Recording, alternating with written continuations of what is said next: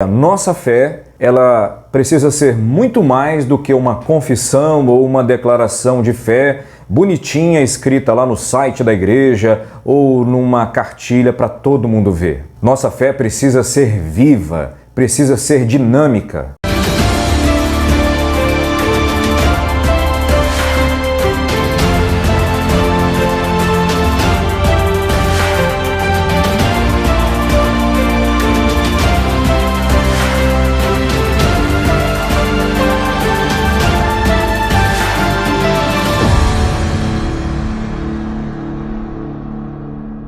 Olá pessoal, seja muito bem-vindo ao nosso canal. Mais uma vez, muito obrigado por acompanhar o nosso trabalho. Hoje nós vamos falar de uma carta muito importante no Novo Testamento. Uma carta que inclusive deu muita dor de cabeça para muita gente harmonizá-la com as cartas paulinas. Inclusive até o próprio Martinho Lutero tinha dificuldade para entender e harmonizar os ensinamentos de Tiago com os ensinamentos de Paulo. Porque Tiago, ele vai dizer em seu livro que sem obras a fé é morta, enquanto que Paulo ele vai ensinar que a salvação é pela graça por meio da fé. Mas depois ele conseguiu entender. E hoje o nosso desafio é abordarmos essa carta tão importante que vai trazer para nós lições práticas para todo aquele que deseja realmente viver o Evangelho. Logo no início da carta de Tiago, nós percebemos que ele escreveu essa carta para os judeus que haviam se convertido ao cristianismo, que por conta da perseguição por causa do nome de Jesus, estavam espalhados por todo o mundo do Mediterrâneo daquela época. Todavia, eles precisavam manter a fé genuína no Senhor Jesus. E o objetivo dessa carta era levar a eles instruções práticas de como fazer isso. E Tiago vai ensinar que a fé genuína, ela leva o cristão não somente a ouvir a verdade do Evangelho, mas desejar ardentemente pô-la em prática. E Tiago, ele vai contrastar a fé estéril, a fé vazia, com a fé genuína, que é a fé viva.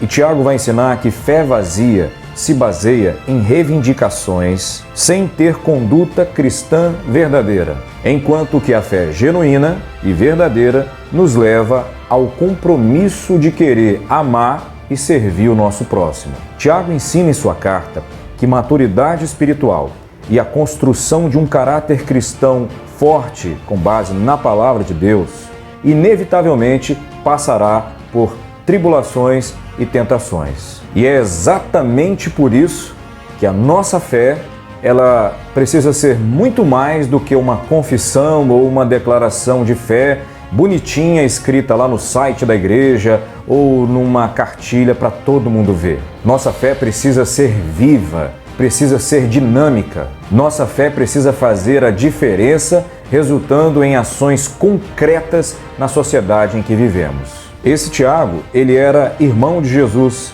ele era filho de Maria, ele era considerado um dos líderes da igreja, foi chamado por Paulo de uma das colunas de Jerusalém. E Tiago ensina em sua carta que a fé genuína, inevitavelmente, ela produz boas obras. E se eu posso dizer se existe um tema central por trás da carta de Tiago, é exatamente esse. E ao redor desse tema, Tiago ele vai fornecer conselhos maravilhosos para a prática de uma verdadeira vida cristã.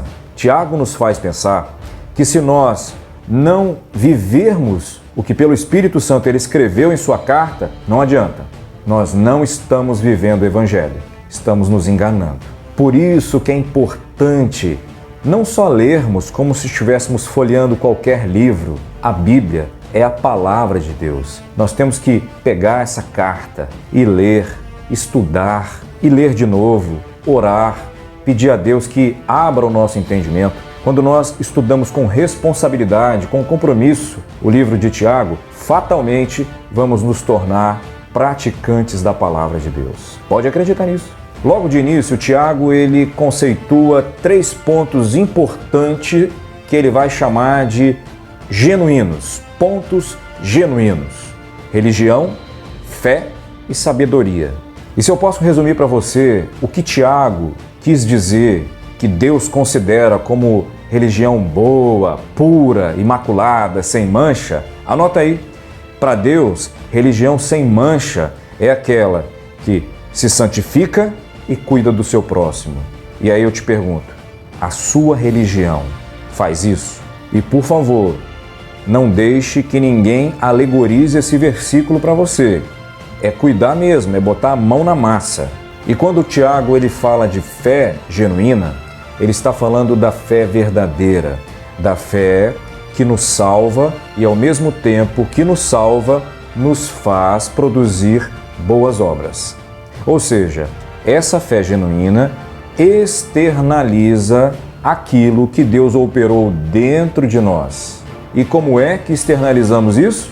Servindo ao nosso próximo. E quem é o nosso próximo? Quem é o teu próximo? Anota aí, o teu próximo é todo aquele que precisar de você, ainda que pareça ser seu inimigo. Se alguém te ensinou que o teu próximo é diferente disso, é porque não entendeu a parábola do bom samaritano. Tiago, quando ele fala de sabedoria, não é porque ele estava preocupado que aquela igreja iniciante, nos primeiros dias, nos primeiros anos de cristianismo, fosse uma igreja abarrotada de irmãos intelectuais. Nada disso. Essa é a sabedoria humana. Tem sua importância, mas não é tudo. A sabedoria para governar a vida do crente, ela nasce no coração de Deus. É a sabedoria que vem do alto. Pois diferente desta sabedoria que vem do alto, Tiago vai dizer que existem as outras, terrena, animal e diabólica.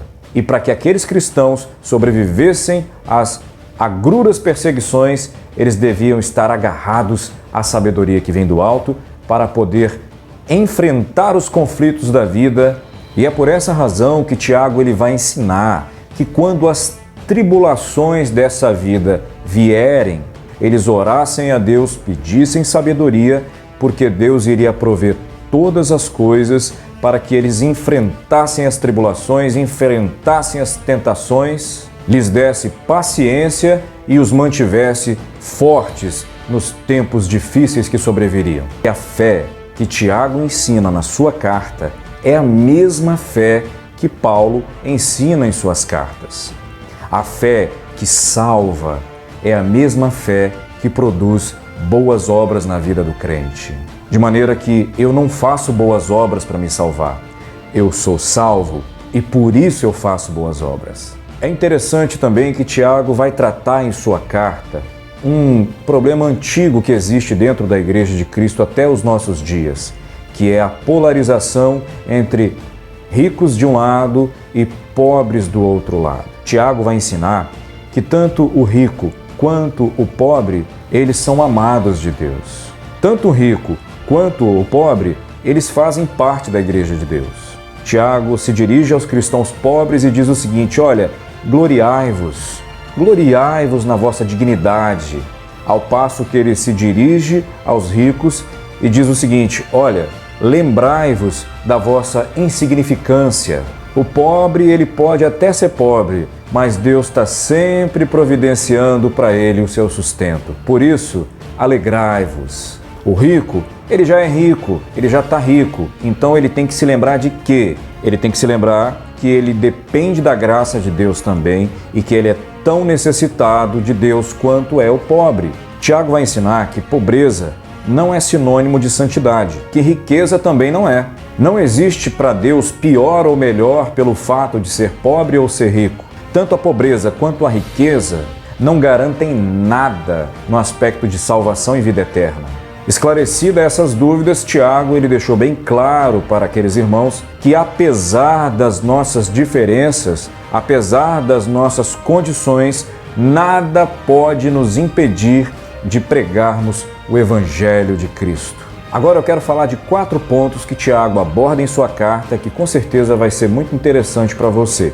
O primeiro é a questão da vida verdadeira no Evangelho versus hipocrisia. Já naquele tempo, assim como hoje, existe aos montes, muito cristão dizia que vivia o Evangelho, mas as suas obras testemunhavam o contrário. Estou falando aqui de pessoas que diziam que viviam o Evangelho, mas que odiava o próximo, que era avarento, não ajudava ninguém, só queria e não compartilhava nada com ninguém. Gente assim pensa que vive o Evangelho, mas não está vivendo o Evangelho coisa nenhuma. Tiago vai ensinar uma coisa muito importante. Vida cristã é muito diferente de falsidade. O segundo problema que eu quero destacar para vocês que Tiago ele percebe no meio daqueles cristãos eram pessoas que queriam se passar por mestres, ou seja, pessoas que queriam ensinar o Evangelho, porém sem ter aprendido o que é o Evangelho. Olha, vou dizer uma coisa para vocês. Hoje em dia, a gente tem tanto fornecimento de informações no YouTube que se a gente não filtrar, Coca-Cola parece Pepsi. É tipo o Evangelho Denorex. Lembra disso? Parece, mas não é. O cidadão fala de Evangelho, olha, o Evangelho é isso, nós descobrimos o Evangelho, todos precisam ouvir o Evangelho é isso. Mas quando ele abre a boca para falar de Evangelho, ele produz contenda, divisão, exclui as pessoas daquele grupo, ele está cheio do ego, da arrogância, da prepotência, da soberba, da formatação que aquele grupo religioso colocou na cabeça dele. Ele acha que ele é mestre, que ele é professor, que ele tem sempre algo para ensinar, que as pessoas dependem que ele abra a boca, tem que ser ele ali no púlpito, porque se não for ele, a igreja vai morrer espiritualmente. Coitado, coitado. Pessoas assim precisam zerar, tem que começar do zero. Pessoas assim que têm a cabeça assim, precisa se voltar para as Escrituras. Muitas vezes é abdicar de cargos, de títulos, de funções que a nossa carne gosta muito, né? E ir lá para o banco das igrejas tradicionais, aprender Bíblia. Igrejas que nós amamos e respeitamos muito. Quer um exemplo? Igrejas batistas, igrejas presbiterianas. Vai lá, senta lá e fica lá 3, 4 anos só aprendendo Bíblia. Esquece esse negócio de cargo de pastor, de diácono, de qualquer coisa. Esquece tudo isso. É isso que precisa ser feito. No mínimo, fazer um bom curso de teologia. E de preferência, teologia com gente preparada para ensinar Bíblia. Não é aquelas teologias baseadas em mistério, misticismo, gnosticismo, teologia ensinada por gente que não ama a Bíblia. Não é esse tipo de teologia não, isso vai te afundar mais ainda. Você acha que esse problema é novo que nós temos hoje no cristianismo atual? Esse problema já começou lá na primeira igreja. Querer ensinar o que não aprendeu é algo antigo, é uma característica ruim e antiga que acompanha a Igreja de Cristo. O Evangelho de Cristo não combina com arrogância, não combina com pregador soberbo. O terceiro ponto importante da carta de Tiago é o seguinte: olha, quem ama o mundo é inimigo de Deus. Ou você é amigo de Deus e é inimigo do mal, ou você é amigo do mal e é inimigo de Deus. Você é amigo de Deus ou é amigo do mundo? O Evangelho de Cristo é nitidamente uma mensagem de oposição ao mundo. Por quê? Porque este mundo, ele age e vive pelo pecado. E o Evangelho de Cristo, ele existe para salvar o homem do pecado. Entendeu a distinção? Quando eu coloco o meu prazer nesse mundo, eu me constituo inimigo do Evangelho. E, naturalmente, eu estou em oposição a Deus. É uma espécie de adultério espiritual, idolatria espiritual. E o quarto e último ponto que eu quero destacar na carta de Tiago é a questão dos relacionamentos entre irmãos, como devemos viver em comunidade. Eu já disse em vídeos anteriores que a nossa santidade, ela se expressa através dos nossos relacionamentos. A nossa santidade não está na roupa, não está no cabelo, não está na barba, não está se você está usando bermuda ou calça. A nossa santidade está na maneira como eu me relaciono com o meu próximo. É aí que nós identificamos se existe ou não a santidade de Deus na nossa vida. Tiago ele vai dar muita ênfase na paciência entre os irmãos. Ele lembra da importância de perseverarmos em comunhão uns com os outros, na visita aos necessitados, tratar os enfermos, no partir do pão e por aí em diante. Sem dúvida nenhuma, a carta de Tiago nos faz refletir se o evangelho que estamos vivendo é verdadeiro ou se nós estamos vivendo qualquer outra coisa que se parece com o evangelho, mas não é. Tiago nos faz pensar se o amor que temos é um amor fingido ou se ele é um amor verdadeiro. Estou falando do amor fraternal, o amor que você tem pelo seu próximo, o amor que você tem pelo seu irmão. Como é que está esse amor, hein? Nosso amor não pode ser apenas de palavras. Não custa repetir. Tiago nos ensina que a nossa fé precisa ser evidenciada através das obras. A nossa fé precisa se manifestar em frutos para que a sociedade perceba que a nossa fé é verdadeira. Guarde uma coisa: estudarmos o livro de Tiago é sermos confrontados a vivermos o evangelho que atinja significativamente a vida do meu próximo. Se não for assim, eu não estou vivendo o evangelho. Isso é muito sério.